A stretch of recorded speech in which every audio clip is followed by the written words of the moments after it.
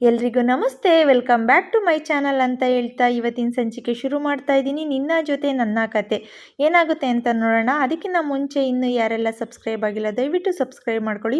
ಸುಮಾರು ಜನ subscribe ಮಾಡ್ಕೊಂಡೇ video ನೋಡ್ತಾ ಇದ್ದೀರಾ. ದಯವಿಟ್ಟು ಸಬ್ಸ್ಕ್ರೈಬ್ ಮಾಡ್ಕೊಂಡು ವಿಡಿಯೋ ನೋಡಿ, ಹಾಗೆ ಒಂದು ಲೈಕ್ ಮಾಡೋದು ಶೇರ್ ಮಾಡೋದು ಮಾತ್ರ ಮರಿಬೇಡಿ ಅಂತ ಕೇಳ್ಕೊತ ಇವತ್ತಿನ ಸಂಚಿಕೆಯಲ್ಲಿ ಏನಾಗುತ್ತೆ ಅಂತ ಅಂದರೆ, ಭೂಮಿಗೆ ಹುಷಾರಿರೋದಿಲ್ಲ. ಹಂಗಾಗ್ಬಿಟ್ಟು ಅಜಿತ್ತು ಅಮ್ಮನ ಹತ್ರ ಬಿಸಿ ನೀರು ಕಾಯಿಸ್ಕೊಡು ಅಂತ ಹೇಳ್ಬಿಟ್ಟು ಕೇಳ್ಕೊತಾ ಇರ್ತಾನೆ. ಅಮ್ಮ ಸರಿ ಆಯಿತು ಕಾಯಿಸ್ಕೊಡ್ತೀನಿ, ಅಲ್ಲಿ ತಪ್ಪಲೆ ಇದೆ ತೆಕ್ಕೊಡು ಅಂತ ಅಂದ್ಬಿಟ್ಟು ಹೇಳ್ತಾರೆ. ಇದನ್ನೆಲ್ಲ ನೋಡಿದಂಥ ಮನಸ್ವಿ ಕೋಪ ಮಾಡ್ಕೊತಾ ಇರ್ತಾಳೆ. ಅವ್ನು ಮಾಡೋ ಕೇರ್ ಆಗಿರ್ಬೋದು ಎಲ್ಲವುದು ನೋಡ್ಬಿಟ್ಟು. ಅಷ್ಟೊತ್ತಿಗೆ ಅಮ್ಮ ಕೇಳ್ತಾರೆ, ಅವಳಿಗೆ ಆಗಿರೋ ಗಾಯ ಹೇಗಿದೆಯಂತೆ, ನೋವಿದೆಯಾ ಏನು ಅಂದ್ಬಿಟ್ಟು. ಹ್ಞೂ ಅಮ್ಮ ಸ್ವಲ್ಪ ಪರವಾಗಿಲ್ಲ, ನೋವು ಕಮ್ಮಿ ಆಗಿದೆ ಅಂತ ಹೇಳ್ತಾ ಇದ್ಲು ಅಂತ ಅಂದ್ಬಿಟ್ಟು ಅಜಿತ್ ಹೇಳ್ತಾನೆ. ಇದನ್ನೆಲ್ಲ ಕೇಳಿಸ್ಕೊಂಡಂತಹ ಮನಸ್ವಿ ಅಲ್ಲೇ ಇರ್ತಾಳೆ. ಅವಳು ಇಮ್ಯಾಜಿನೇಷನ್ಗೆ ಹೋಗ್ಬಿಡ್ತಾಳೆ. ಇವನು ಬಿಸಿನೀರು ಕಾಯಿಸ್ಕೊಂಡು ಹೋದರೆ ಮುಂದೆ ಏನು ಮಾಡ್ಬೋದು ಅಂದ್ಬಿಟ್ಟು ಅಜಿತ್ ಬಿಸಿನೀರು ತೊಗೊಂಡು ರೂಮಿಗೆ ಬರೋ ಥರ ಇಮ್ಯಾಜಿನ್ ಮಾಡ್ಕೊತಾನೆ. ಅದಾದಮೇಲೆ ಇಬ್ಬರು ಒಟ್ಟಿಗೆನೇ ಬೆಡ್ಶೀಟ್ ಒಳಗೆ ಹೋಗ್ಬಿಟ್ಟು ಹಬೆ ತೊಗೊಳ್ಳೋ ಥರ ಇಮ್ಯಾಜಿನ್ ಮಾಡ್ಕೊತಾ ಇರ್ತಾಳೆ. ಅದರೊಳಗೆ ಏನಾಗುತ್ತೆ ಅನ್ನೋದೊಂದು ಸನ್ನಿವೇಶ ಬರುತ್ತೆ, ತುಂಬಾ ಚೆನ್ನಾಗಿರುತ್ತೆ. ಅಷ್ಟರಲ್ಲಿ ಅಜಿತ್ ಹೇಳ್ತಾನೆ, ಇಬ್ಬರು ಬೆಡ್ಶೀಟ್ ಕುಪ್ಪರ ಹಾಕೊಂಡಾಗ ಭೂಮಿ ಕೇಳ್ತಾಳೆ, ಏನು ರೀ ಸಾಹೇಬ್ರೆ ನೀವು ಕೂಡ ಬೆಡ್ಶೀಟ್ ಒಳಗೆ ಬಂದುಬಿಟ್ಟಿದ್ದೀರಾ ಅಂದಿದ್ದಕ್ಕೆ, ಹ್ಞೂ ಚಿನ್ನ ಗಂಡ ಹೆಂಡ್ತಿ ಅಲ್ವಾ ಅದಕ್ಕೆ ಬೆಡ್ಶೀಟ್ ಒಳಗೆ ಬಂದಿದ್ದೀನಿ ಅಂದಾಗ ಅವಳು ನಾಚಿಕೊತಾಳೆ. ಹಾಗಾಗ್ಬಿಟ್ಟು ಬರೀ ನಾಚಿಕೊತಾ ಇದೆಯಾ, ಏನೂ ಕೊಡಲ್ವಾ ಅಂತ ಕೇಳಿದಾಗ ಒಂದು ಕಿಸ್ ಮಾಡ್ತಾಳೆ, ಪ್ಲೈನ್ ಕಿಸ್ ಕೊಡ್ತಾಳೆ. ಅವನೇನು ಮಾಡ್ತಾನೆ, ಹಿಂಗೆ ಇಟ್ಕೊತಾನೆ.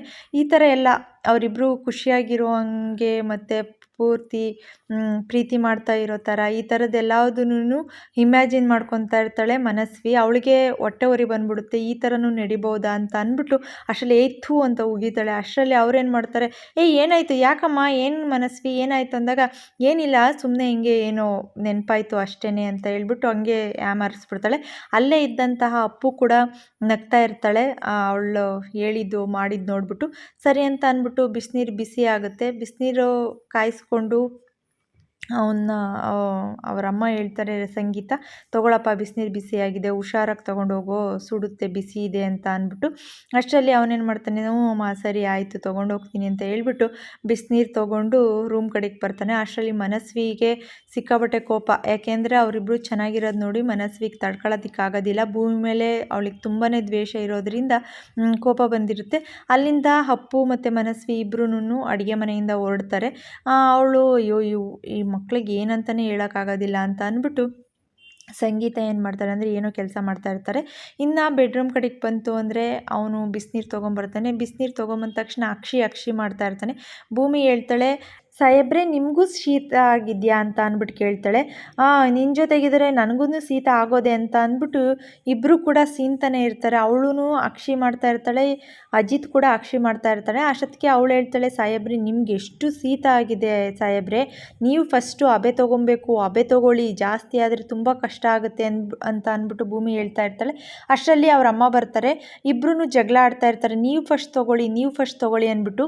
ಅವ್ರ ಅಮ್ಮ ಬಂದ್ಬಿಟ್ಟು ಹೇಳ್ತಾರೆ, ಇವಾಗ ಇಬ್ರಿಗೂ ಶೀತ ಆಗಿರೋದ್ರಿಂದ ಇಬ್ಬರು ಒಟ್ಟಿಗೆ ಹಬೆ ತೊಗೊಳ್ಳಿ ಅಂತ ಹೇಳ್ಬಿಟ್ಟು ಇಬ್ಬರನ್ನು ಅಕ್ಕಪಕ್ಕ ಎದ್ರಿಗೆ ಬದ್ರಿಗೆ ಕೂರಿಸ್ಬಿಟ್ಟು ಅದರೊಳಗೆ ಅಮೃತಾಂಜನ ಹಾಕ್ಬಿಟ್ಟು ಫುಲ್ಲು ಬೆಡ್ಶೀಟ್ನ ಒದಿಸ್ಬಿಡ್ತಾರೆ. ಆವಾಗ ಅವನೇನು ಮಾಡ್ತಾನೆ, ಆ ಹಬೆ ತಡಿಲಾರ್ದಲ್ಲೇ ಅಮ್ಮ ಅಂತ ಅಂದ್ಬಿಟ್ಟು ಕತ್ತೆತ್ತಾನೆ.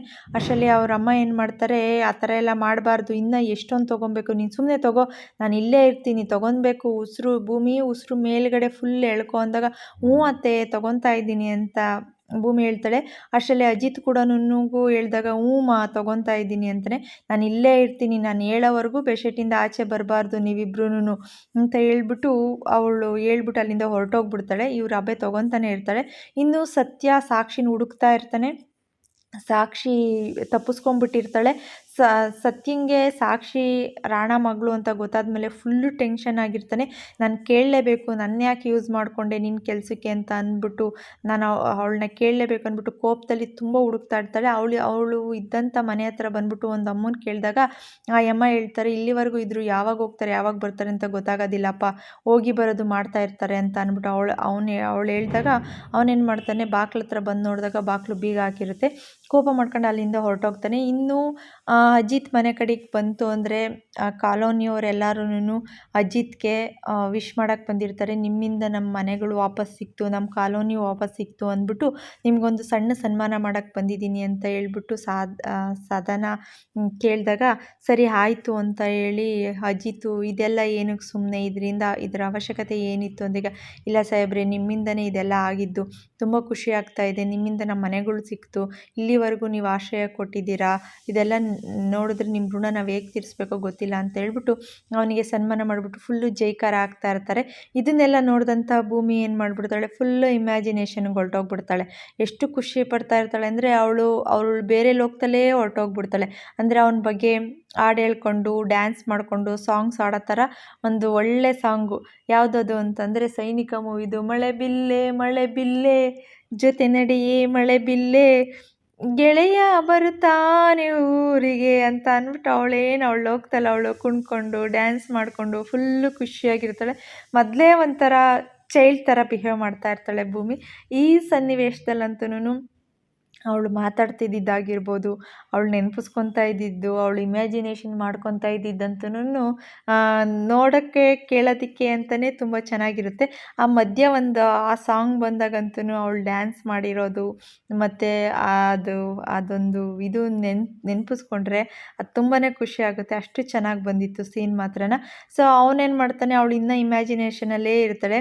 ಅಜಿತ್ತು ಚಿನ್ನ ಅಂತ ಕರಿತಾ ಇರ್ತಾನೆ, ಅವಳು ಬೇರೆ ಲೋಕದಲ್ಲೇ ಇರ್ತಾಳೆ. ಹಿಂಗೆ ಅಂದ್ಬಿಟ್ಟು ಏನು ಮಾಡ್ತಾ ಇದೆಯಾ ಅಂದಾಗ, ಅಯ್ಯೋ ಸಾಹೇಬ್ರೆ ನೀವು ಇವರೆಲ್ಲ ನಿಮ್ಮನಿಗೆ ಜೈಕಾರ ಹಾಕೋದು ನೋಡ್ಬಿಟ್ಟು ನಾನು ಅದೇ ಸೈನಿಕ ಮೂವಿದಲ್ಲಿ ಮಳೆ ಬಿಲ್ಲೆ ಸಾಂಗ್ ಬರುತ್ತಲ್ಲ ಅದ್ರದ್ದು ಫುಲ್ ಇಮ್ಯಾಜಿನೇಷನ್ಗೆ ಹೋಗಿದ್ದೆ ಅಂತ ಅಂದ್ಬಿಟ್ಟು ಹೇಳಿದಾಗ ಅಲ್ಲಿರೋರೆಲ್ಲ ನಗ್ತಾ ಇರ್ತಾರೆ.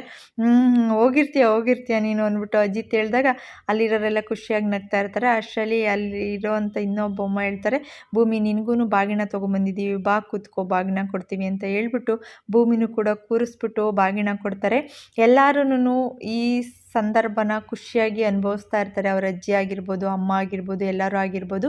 ಅಷ್ಟರಲ್ಲಿ ದೇವಯಾನಿ ಹೇಳ್ತಾಳೆ, ನೀವೆಲ್ಲರೂ ಹುಷಾರಾಗಿರಬೇಕು, ನೆಕ್ಸ್ಟ್ ಈ ಥರ ಆಗ್ದಂಗೆ ನೋಡ್ಕೊಳ್ಳಿ, ರಾಣ ಹೆಂಗೋ ಜೈಲಿಗೆ ಹೋದ ಅಂತ ಅಂದ್ಬಿಟ್ಟು ಅವಳು ಹೇಳಿದಾಗ ಹ್ಞೂ ಮೇಡಮ್ ಅದೇ ಥರನೇ ಇರಬೇಕು ಅಂತ ಅಂದ್ಬಿಟ್ಟು ಅಲ್ಲೇ ಮಾತಾಡ್ತಾ ಇರ್ತಾರೆ. ಅಷ್ಟರಲ್ಲಿ ಅಜಿತ್ ಅಪ್ಪ ಏನು ಮಾಡ್ತಾರೆ, ನೀವು ಅವತ್ತು ಆ ಥರ ಮನೆಗಳೆಲ್ಲ ಕಳ್ಕೊಂಡು ಬಂದಾಗ ನಾನು ನಿಮಗೆ ಕೆಟ್ಟದಾಗಿ ಮಾತಾಡ್ಬಿಟ್ಟೆ, ಬೇಜಾರಾಗಿದ್ದರೆ ದಯವಿಟ್ಟು ಕ್ಷಮಿಸ್ಬಿಡಿ ಅಂತ ಅಂದ್ಬಿಟ್ಟು ಸಾರಿ ಕೇಳ್ತಾನೆ. ಅಷ್ಟರಲ್ಲಿ ಅವ್ರೇನು ಮಾಡ್ತಾರೆ, ಇಲ್ಲ ಸಾಹೇಬ್ರೆ ನೀವು ಆಶ್ರಯ ಕೊಟ್ಟಿರೋದ್ರಿಂದನೇ ನಾವು ಇಲ್ಲಿವರೆಗೂ ಇರೋಕ್ಕೆ ಸಾಧ್ಯ ಆಗಿದ್ದು, ನಿಮ್ಮಿಂದ ನಮಗೆ ತುಂಬಾ ಉಪಕಾರ ಆಗಿದೆ ಅಂತ ಅಂದ್ಬಿಟ್ಟು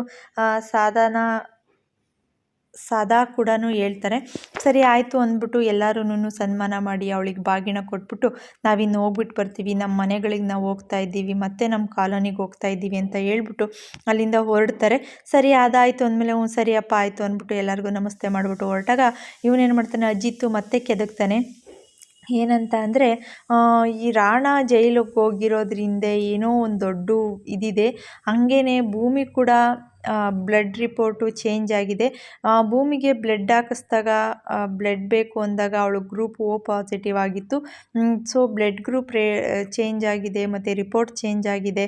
ಸೊ ಇದರಿಂದ ಏನೋ ನನಗೆ ಅನುಮಾನ ಬರ್ತಾ ಇದೆ ಅಂತ ಅಂದ್ಬಿಟ್ಟು ಹಿಂಗೆ ಹಿಂದಿರುಗಿ ನೋಡಿದಾಗ ಅಲ್ಲಿಗೆ ದೇವಯಾನಿ ಕೂಡ ಇದ್ದಾಗ, ಏನು ಹೇಳ್ತಾ ಇದೆಯಾ ಅಜಿತ್ ನೀನು ಅಂತ ಹೇಳಿದಾಗ, ಇನ್ನೊಂದು ಸಲ ಮನಸ್ವಿ ಅಂತ ಅಶ್ವಿನಿ ಅಂದರೆ ಮನಸ್ವಿ ಅಂತ ನಮ್ಮ ಮನೇಲಿರೋರ್ದು ಇದನ್ನು ಟೆಸ್ಟ್ ಮಾಡಿಸ್ಬೇಕು, ಬ್ಲಡ್ ಟೆಸ್ಟ್ ಮಾಡಿಸ್ಬೇಕು ಅಂತ ಹೇಳಿದಾಗ ದೇವಯಾನಿ ಮನಸ್ವಿ ನಿಂಗೆ ತಳ್ತಾಳೆ, ಮಾತಾಡು, ಈ ಟೈಮಲ್ಲಿ ಮಾತಾಡ್ಬೇಕು ನೀನು ಅನ್ನೋ ಥರ.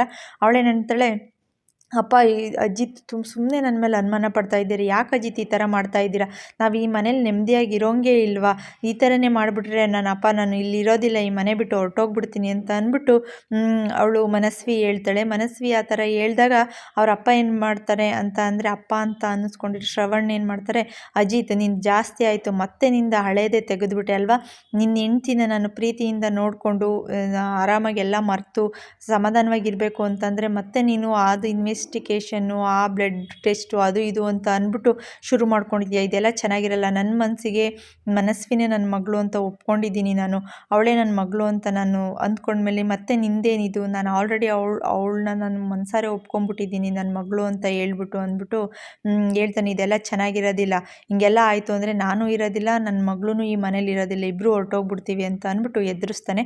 ಹಂಗಂದಾಗ ಅಜಿತ್ತು ಸರಿ ಸೈಲೆಂಟ್ ಆಗೋಗ್ಬಿಡ್ತಾನೆ. ಹಿಂಗೆ ನೋಡಿಕೊಂಡು ಭೂಮಿ ಕೂಡ ಮುಖ ನೋಡ್ತಾ ಇರ್ತಾಳೆ. ಇದನ್ನೆಲ್ಲ ನೋಡಿದಂತಹ ಸಂಗೀತ ಆಗಿರ್ಬೋದು, ಮನೆಯವರೆಲ್ಲರೂ ಕೂಡ ತಬ್ದಿಬ್ಬಾಗಿ ನಿಂತ್ಕೊಂಡಿರ್ತಾರೆ. ಏನು ನಡೀತಾ ಇದೆ ಅನ್ನೋ ಥರ ಅವರು ನೋಡ್ತಾ ಇರ್ತಾರೆ. ಅವರಪ್ಪ ಕೂಡ ನೋಡ್ತಾ ಇರ್ತಾರೆ ಅಜಿತ್ನ. ಬಟ್ ಅಜಿತ್ಗೆ ಏನೋ ಅನುಮಾನ ಕಾಡ್ತಾನೇ ಇರುತ್ತೆ. ಸೊ ಅವನು ಕೂಡ ಈ ಥರ ಎಲ್ಲ ಆದರೆ ಸರಿ ಹೋಗೋದಿಲ್ಲ ಅಂತ ಅಂದ್ಬಿಟ್ಟು ಮಾತಾಡ್ತಾ ಇರ್ತಾರೆ. ಆ ದೇವಯಾನಿ ಮುಖ ಕೂಡ ಇಷ್ಟಿಷ್ಟು ದಪ್ಪ ಬಿಟ್ಕೊಂಡು ನೋಡ್ತಾ ಇರ್ತಾಳೆ.